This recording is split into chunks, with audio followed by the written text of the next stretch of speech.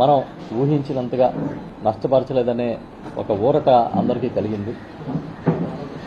అయితే ఈ సైక్లోన్ మాత్రం తీవ్రంగా రైతాంగాన్ని కుదిపేసింది, నష్టపరిచిందని చెప్పడంలో సందేహం ఏం లేదు.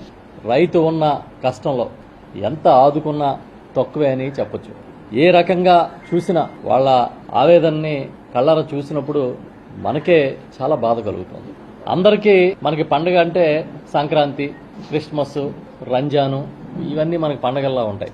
కానీ సైక్లోన్లు వస్తే చంద్రబాబుకి పండగలా ఉంటుంది. ఎందుకంటే విపరీతమైన ప్రచారం చేసుకోవచ్చు, జాకీలేసి లేపే సొంత మీడియాలు ఉంటాయి. ఒకవేళ తప్పితే తగ్గితే నా వల్లే అని చెప్పొచ్చు, విపరీతమైన నష్టం జరిగితే నా అంత అద్భుతంగా పనిచేసినోడు ఎవడో లేడని చెప్పొచ్చు. ఇంకా విజయవాడ వర్షాలకి చూసాం కదా, భారీ వర్షాలకి కొవ్వొత్తులకి అగ్గిపెట్టెలకి కోట్లు ఖర్చు పెట్టినట్టుగా లెక్కలు రాసుకోవచ్చు. కాబట్టి ఆయనకి ఈ క్రైసిస్ అనేది ఒక పండగలా ఉంటుందేమో అని అనిపిస్తుంది.